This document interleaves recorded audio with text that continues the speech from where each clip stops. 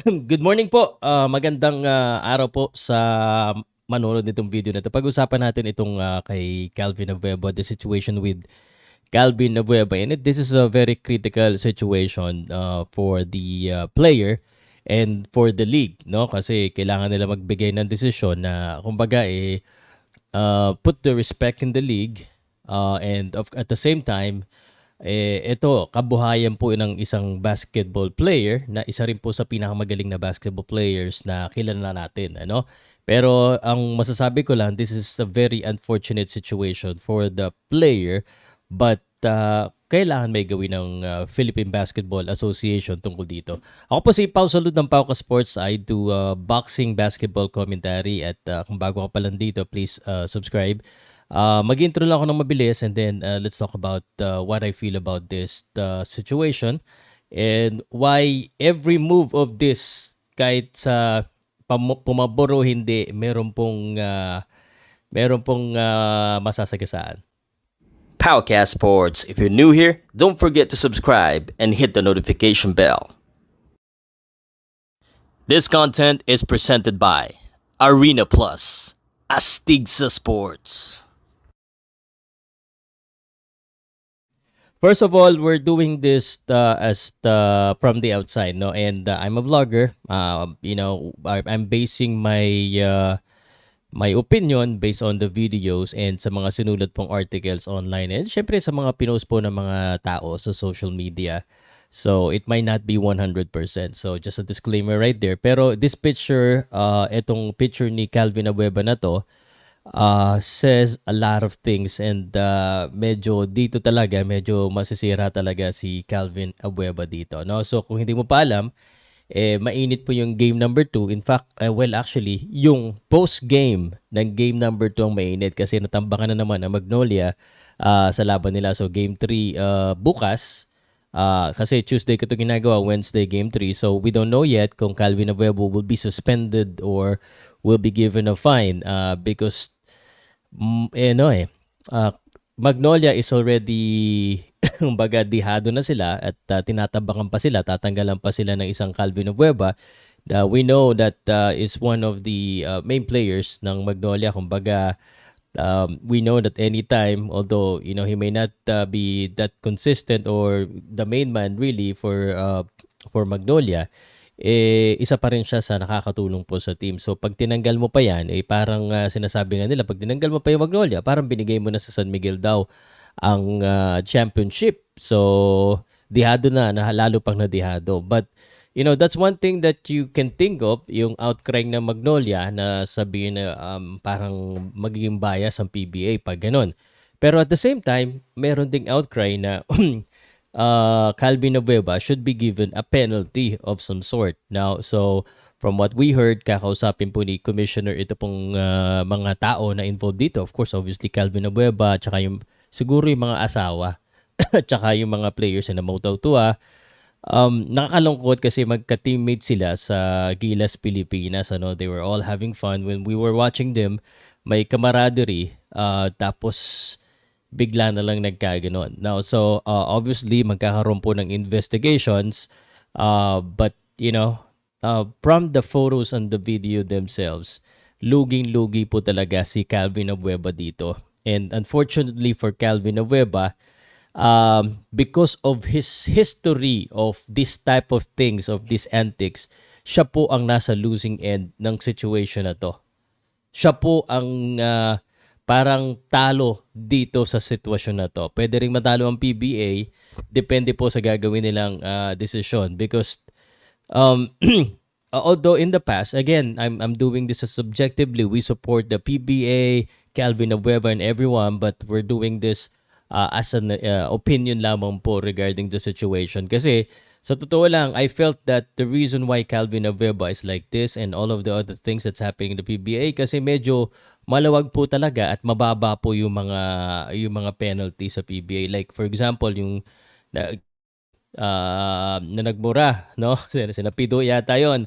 I felt that hindi nakakasakit yung mga penalty masyado. Although I understand, iba to sa Amerika, but we've seen these things. Yung akala natin na magtituno na si Calvin, unfortunately, he do this type of antics. Kasi without even the investigations, meron na kagad evidence that he did something. Kasi that's an opportunity already po, you know. Again, this is not basketball, but this is just an opinion regarding what's wrong and what's right. So for example lang, no, hindi kasi nakuha na kung ano po yung sinabi ng babae.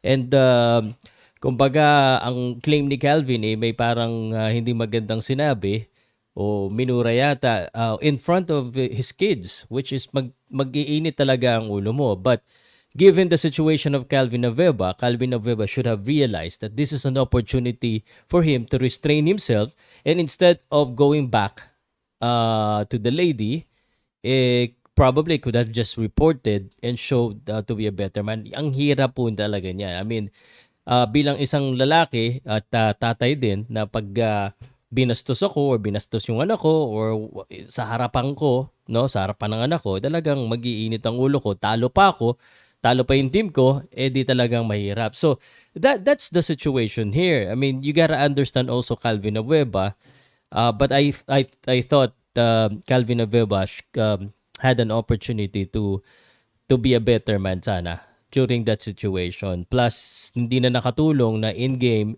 meron pa siyang pang-aasar doon sa coach ng San Miguel na I think, again, without even looking at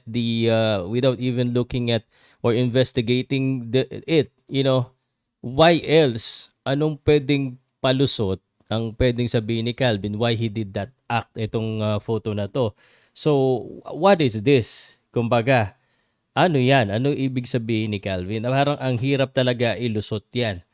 So, ang sa akin lang, of course, PBA, we don't know what the PBA will do about this.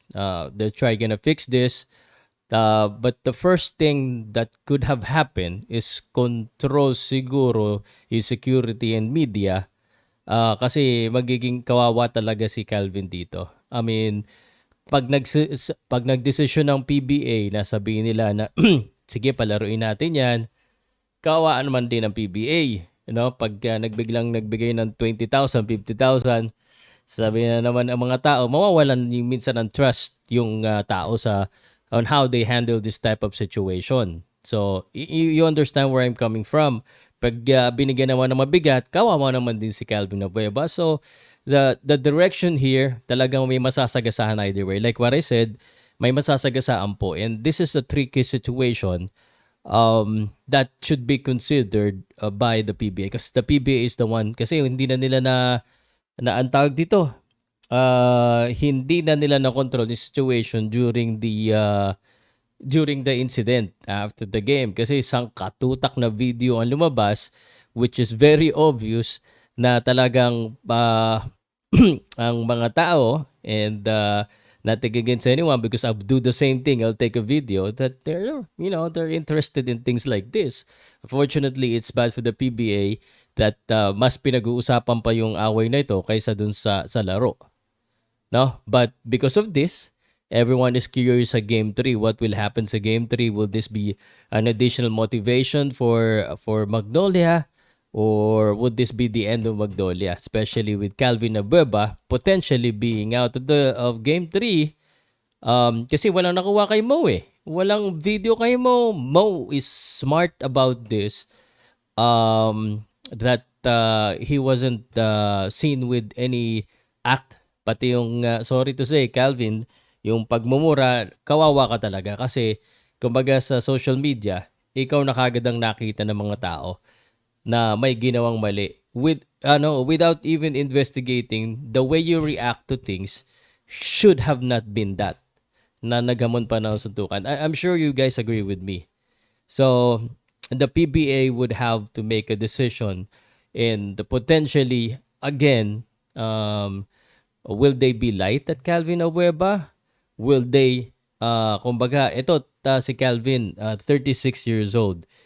Maganda pa ang kondisyon ni Calvin, But at this stage of his career, mapapaisip na rin tayo kung gaano katagal pa ba siya sa PBA.